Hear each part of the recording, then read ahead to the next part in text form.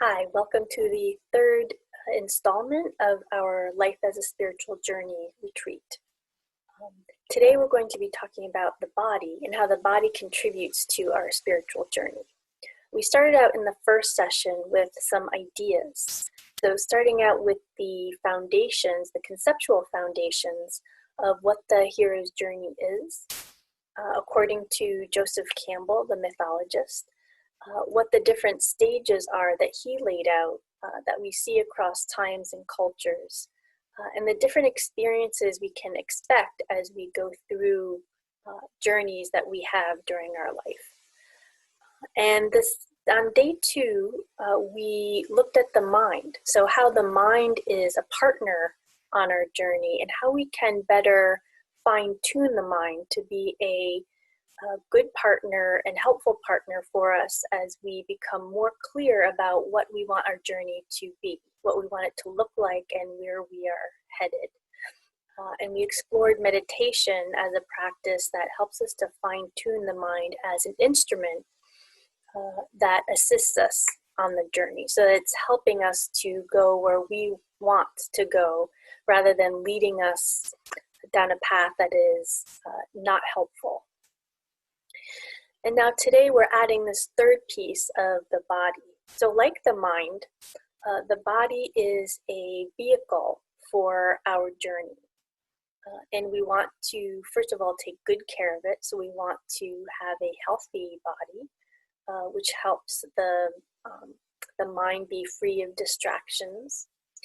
And we also want to be able to observe the body in the same way that we bring in the idea of mindfulness in meditation, where we step back, let go of our thoughts, emotions, sensations, anything having to do with the mind, and simply watch without judgment. We can watch the body in the same way. And so doing physical movement, and today we're going to do a little Qigong, but really any physical movement that helps you become more aware of your body and its functions, and also becoming more fit in terms of having a healthier body. All of that will help your spiritual practice and your spiritual journey. So it's really important to have those practices as part of our tools that we use on the journey itself. And normally, we are either forgetting about the body and simply putting aside its needs in order to tend to things we think are more important, or we are complaining about the body because the body isn't providing us what we feel we need, right? Whether that's because of an injury or illness or a chronic ailment, we often use the body as a dumping ground for complaining. And going back to what I was saying earlier in the first session about each moment of our lives is a part of our journey. And that includes the body, both when it's functional and working the way we want it to work, and also when it's not working the way we want it to work. Remember that the aspects of our journey are both positive and negative in terms of the way the mind sees it. So it's not just going to be experiences that we want that are helpful for the journey, it's all of those experiences. So remembering that every time something comes up, whether it's in the mind or the body, and grounding ourselves in the awareness that we have the opportunity to use that as part of the larger picture of where we want to be spiritually. So what I'm going to do now is lead you through some simple, gentle movements. So again, find a space where you can spread your arms out. We're going to start with an exercise that is helpful for circulation and also for the joints. It gets the joints moving and helps them stay healthy. And these are very simple. They're arm swings. So we want to start with our well, first we want to start in a supported stance. So our stance is going to be supporting our body, and that should be a theme as we go through the exercises. You want to feel supported in your body. And a lot of times habits get us away from feeling supported and being supported by our structure and our breath. So finding that support helps bring the mind back to that feeling of stability and harmony. And that's important on our journey, and our body can have that feeling, but we need to cultivate it. So having your stance be about hip-width distance apart, but the important thing is that you feel stable. Now we're going to start with a practice exercise where we lift our arms up in front of us, and then we pretend as if someone just shut off the muscle to our arms and they flop down. So you can see my arms are simply losing momentum here. But the idea is that you don't use your muscle effort to keep your arms up. You don't tense up the neck or the shoulders. You're simply allowing the arms to drop like that. And that's the feeling you want when you do this exercise and when you do all the arm swings, that the arms are dropping. They're going to do a little bounce when they get to the bottom, and then they're going to bounce up to the back, and then from the back to the front. And as the arms drop, the knees are going to bend when the hands get to the lowest point. And I'll fix the camera here so you can see my knees a bit.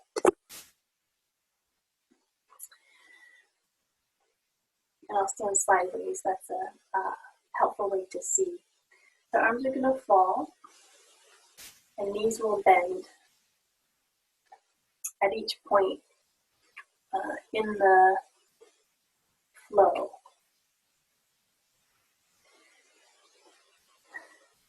So having a sense of ease in this movement, right? That your arm muscles aren't engaged, they're just falling. You're using momentum and gravity. Move the arms. A little bounce from your knees.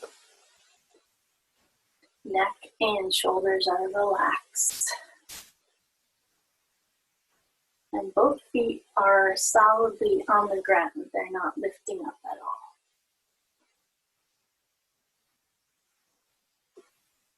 You want to have that feeling in your arms the same way you felt when you, if you remember when you were a kid and you went on a swing, and there's just this sense of weightlessness. That's the sensation you want to feel. We can let the arms relax. Now the arms are going to go from side to side. So same idea, different movement, where they start on one side and drop.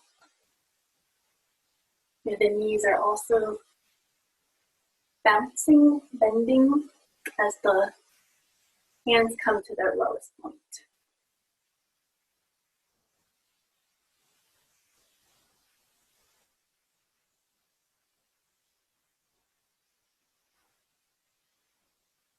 You can play here with throwing your arms higher. Have a sense of curiosity and just open awareness, observing what your body's doing. And notice if your mind either drifts off or starts to judge.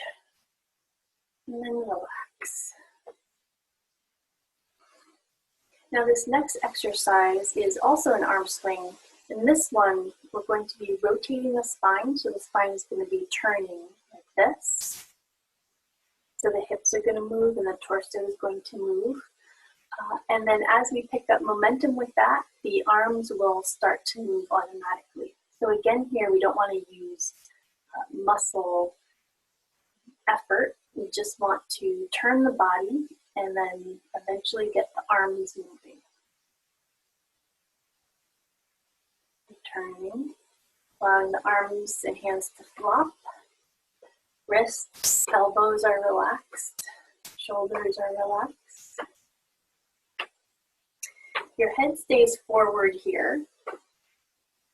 So if someone were standing in front of you, you would have their eye gaze.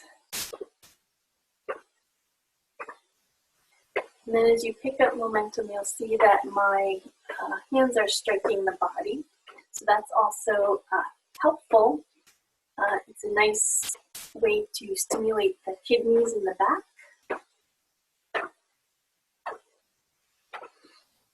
This is also a really natural movement, and you can play with this as you do with the other movements. You might sometimes see children doing this if they're bored and they're waiting for something. They just kind of throw their arms around. And that's what you want here, just kind of a playful movement.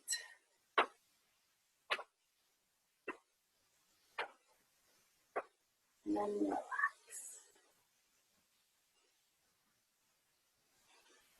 Now take a couple deep breaths, and when you take deep breaths, you want to take them into the lower belly. Good to have a sense that your breath is coming in here and not up here. We tend to start to breathe in a shallow way as we build up tension and habits. So every once in a while, putting your hand on your lower belly to make sure that the air is coming in through there, breathing through the nose.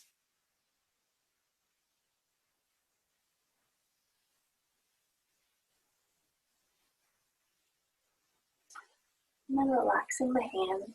And now close your eyes. Get settled in for a standing meditation. Bringing your attention to your feet. Just noticing how they feel.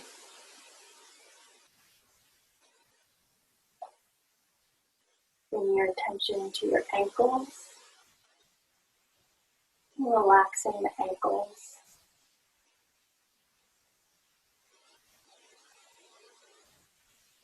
Moving up to the knees. Bringing your attention to your knees. Allowing them to also relax. There'll be a slight bend in the knee.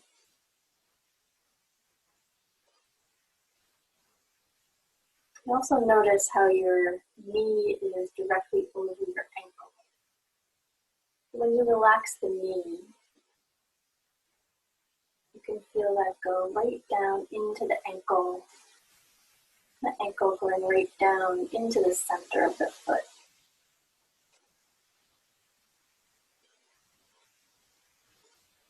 Relaxing the lower back. Relaxing the hips. Allowing the hips to soften. There'll be a slight fold in the hips. Now noticing how the hips are stacked over the knees and the ankles.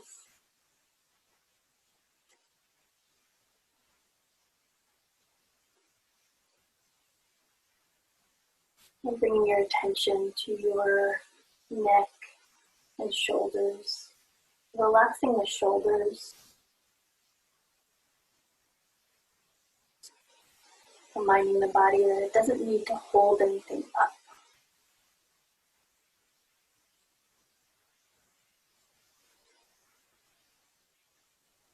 Relaxing the back of the neck.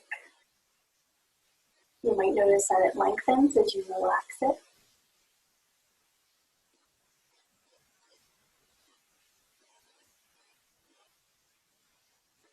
Just notice here how your structure is stacked.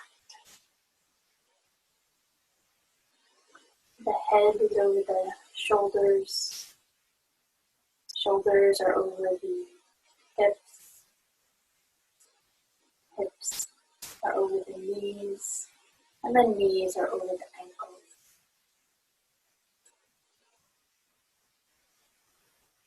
Notice how your structure holds you up without much effort.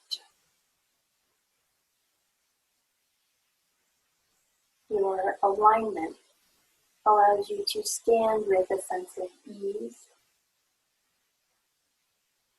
without strain.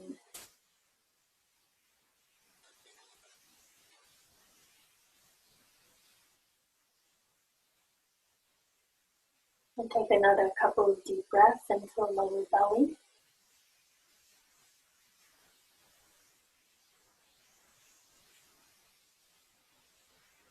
When you're ready, you can open your eyes. Lift your hands in front of you with palms facing each other. Relax the elbows a bit. Bring the palms together without touching them, but as close as you can get them without touching. Keep your attention on the surface of the palm and the area between the palms.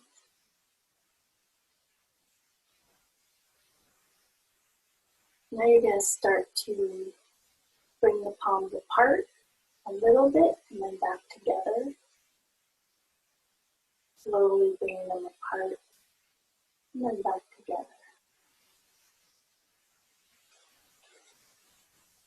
Again, keeping your attention on the palms and the space between the palms.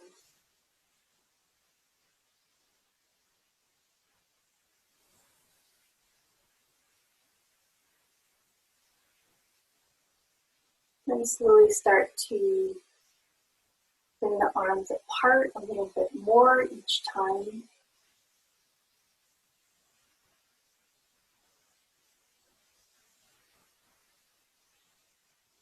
Just noticing.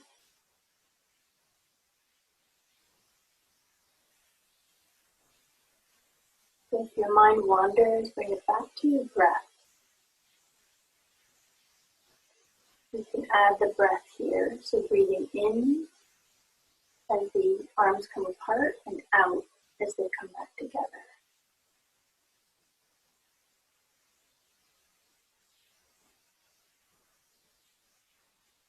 Standing, condensing.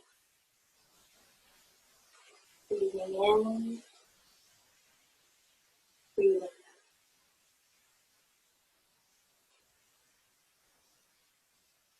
The joints are relaxed.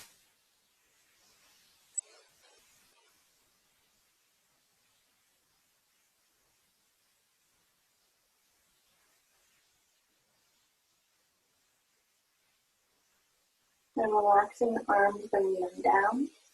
I'm going to shift to moving the arms up as the knees bend. Arms come down, knees straighten.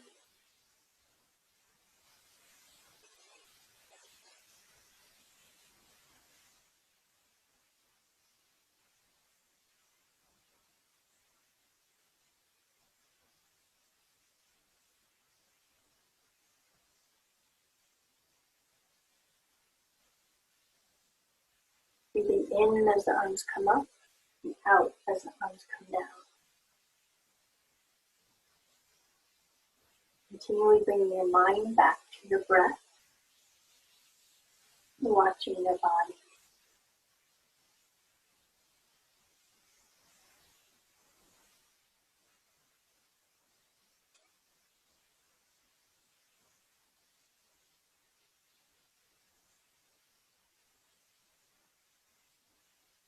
Notice the wave-like movement in the body and how all the joints articulate in support of one another.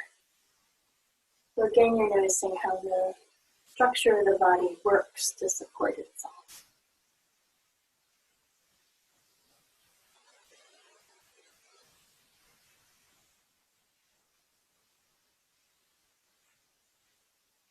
And relaxing the arms. Take another couple of deep breaths. This exercise will be a nice one for opening up the upper chest and for the shoulders. So starting with the arms in front. Pretend you're grabbing onto something and then pulling it in toward you. So something that has some weight to it. And then once you get into your body and your elbows are about here, you want to lift the shoulders, roll them back, and open the palms and push out. So grabbing, pulling in, rounding back, pushing out.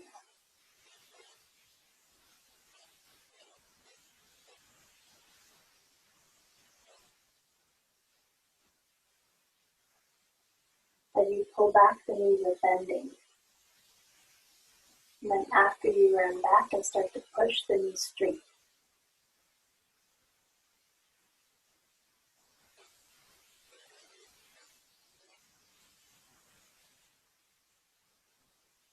So once you get comfortable, you can start to have your breathing.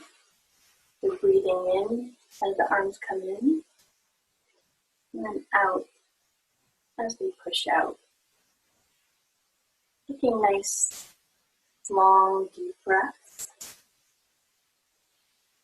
When the breath comes into the lower belly, that makes the breath diaphragmatic. So you're using your diaphragm and not doing any chest breathing. And that helps to calm the nervous system.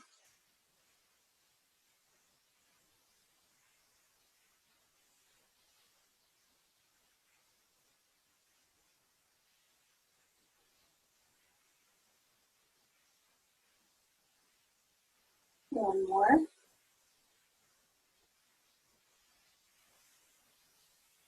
Relax the arms. The next one I will lead you through, and also standing sideways is easier to see. So I'm going to start with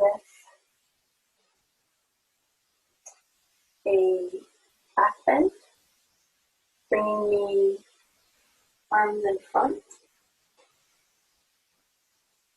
and then doing a forward fold, as far down as you can get. Now you're going to start to slowly roll up. And then once your back is flat, you're going to pivot the arms into you, so they look like this. And then as you come up, you'll be in prayer, you look up. And then let me fix the camera so you can see the whole movement. You go like that, and then down. Forward, arms out in front, backs of the hands touching.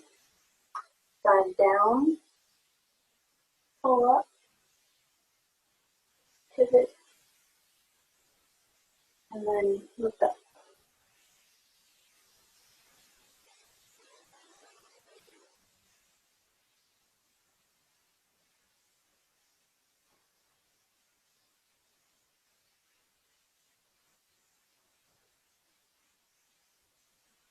When you're comfortable, you can add the breath.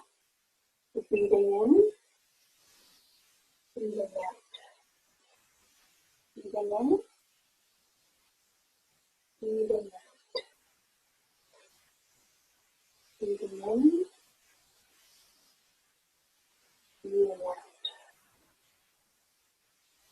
Find a breathing rhythm that works for you.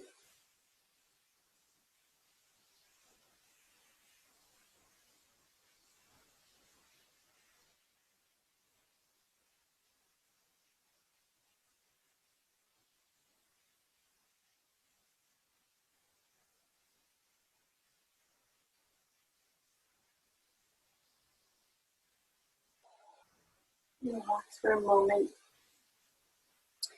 So all of these exercises are helping with circulation, joint movement, breathing, which is important for calming the mind, relaxing, and getting into new habits in terms of our how we breathe and where that air comes in. Also to note, we can think about our flow. And this can apply to not just these movements, but if you do yoga or some other kind of physical movement, to think about how you can make one movement flow into the next. Right? So when we're first learning something, we're dividing movements up, starting one place, moving to another place, moving to another place. But really, if we find a way to think about our flow so that it's all one movement, right? Coming into the movement is part of the movement itself. Then we can also find a different way to think about how we put our movements together, whether that's the movements of the body or the movements of our mind, where we have more of a sense of falling into a rhythm rather than overthinking with our mind. So we want to allow the body and the mind to get into a nice rhythm here that doesn't require too much thinking, right? You want to be paying attention to what you're doing, but that's not the same thing as having a very forced focus. So keeping things open, remaining curious and aware, and simply watching what you're doing. So starting again, paying attention to flow. Breathing in, down, hands come up, and into prayer. We separate.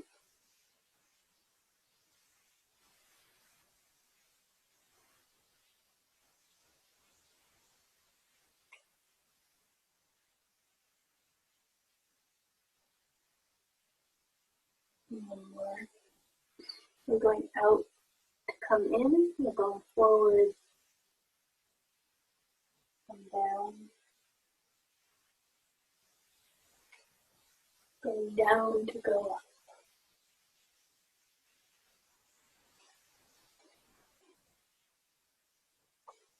And so paying attention to how that sense of flow can develop as you go through different kinds of exercises. And one of the exercises that's good for flow is forms such as Tai Chi has, and also the martial arts that I was involved with has a couple of forms also. So learning certain positions that go in sequence is a nice way to get a sense of body flow. And Tai Chi is also a great exercise and practice to do in order to ground ourselves, right? That's why breathing is so effective. If we're feeling stressed during the day or distracted or whatever comes up, if you just take 10 seconds to take some deep breaths and become aware of the body, that in itself is very grounding and very helpful.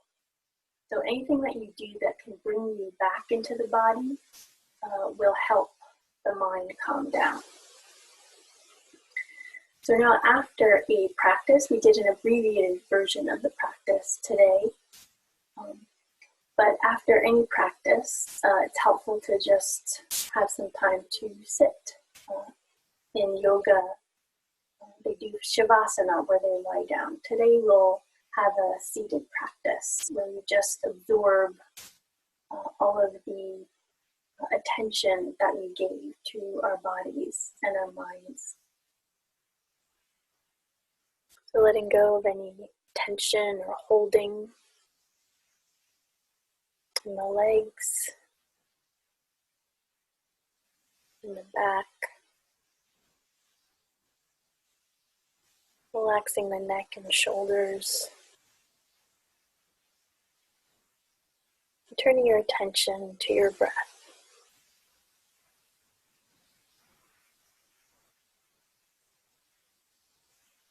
Just noticing the breath coming in and going out.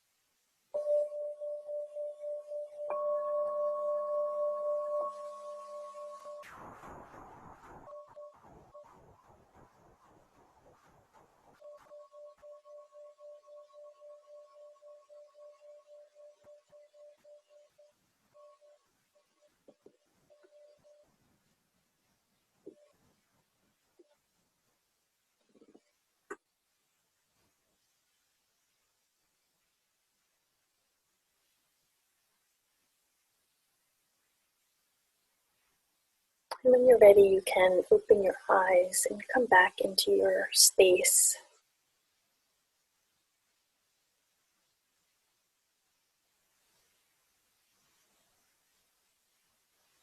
Remembering to give yourself space when you do practices so that you're not having to jump up right after you meditate or do any other kind of contemplative practice. That you're allowing time for the mind both to settle and re-emerge into the ordinary world. And that's the reason for that is because we are going through a cycle, coming back to the hero's journey, that any kind of practice like this has a beginning where we start. We're going into a different space where we have a different awareness and our mind is learning new things. And then there's an end to it. So we want to keep that space as one that is a wonderfully rich and sacred space that's contributing to our journey in a positive way. And so keep that space in mind. Even as we go about our day, if it's very busy, we can still find space to breathe or to use the practice of mantra. So always remember that you have the ability to bring yourselves back home to a place of support.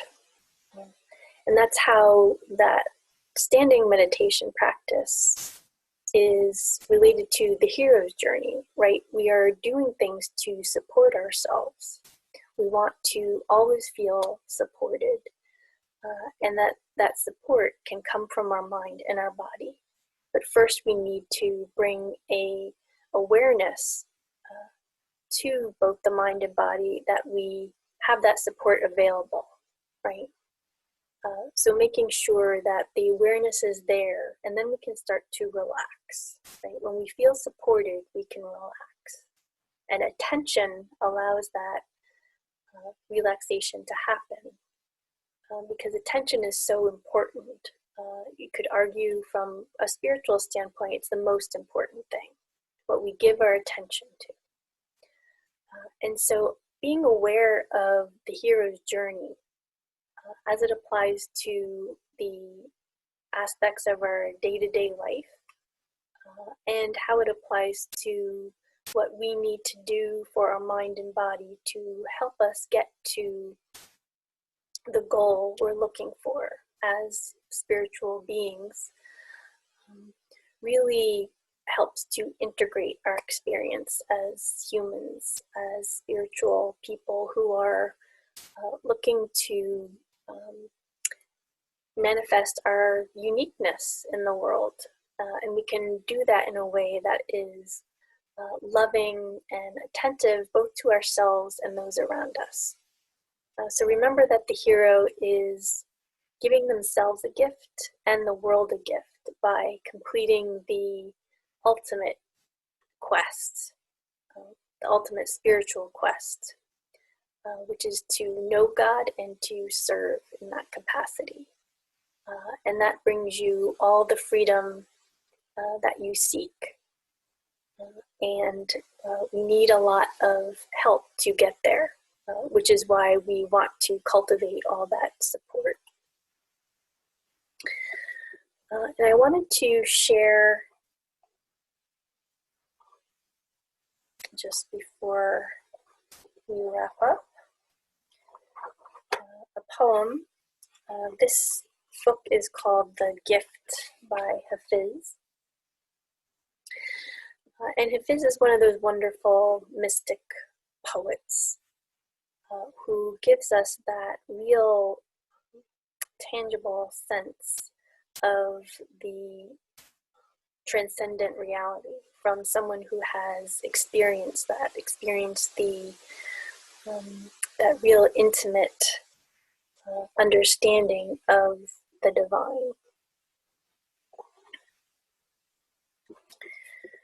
And he says here in this poem, I have learned so much. I have learned so much from God that I can no longer call myself a Christian, a Hindu, a Muslim, a Buddhist, a Jew. The truth has shared so much of itself with me that I can no longer call myself a man, a woman, an angel, or even pure soul. Love has befriended Hafiz so completely, it has turned to ash and freed me of every concept and image my mind has ever known.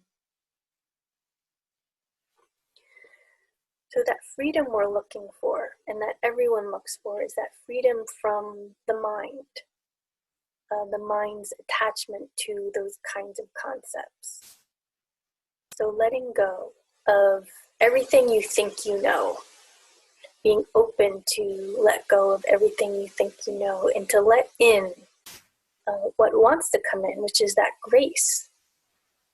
So understanding that the grace is waiting, and with some self-effort, and the effort to open yourself up, to be willing, then that gives the divine something to work with.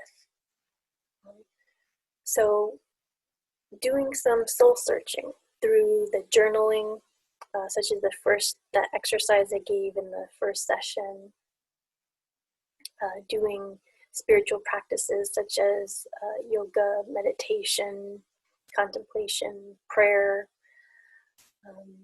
doing practices for the body, right? Keeping it fit and healthy with aerobic exercise, making sure that you are calming the mind with practices like deep breathing, also called paced breathing. All of these aspects, all of these tools are there to help us reach our goal on the spiritual journey. So our hero's path is about diving into that, diving into the unknown, diving into the fear, leaving the fear behind, and simply coming out with the treasure that we seek. So integrating ourselves allows us to have that sense of joy I talked about in the second session. I was talking about meditation, right? That Sat Chit Ananda from the yogic tradition, being consciousness and bliss. That is our true nature. So don't let the mind tell you anything different, and continue to strive for the peace that passes understanding.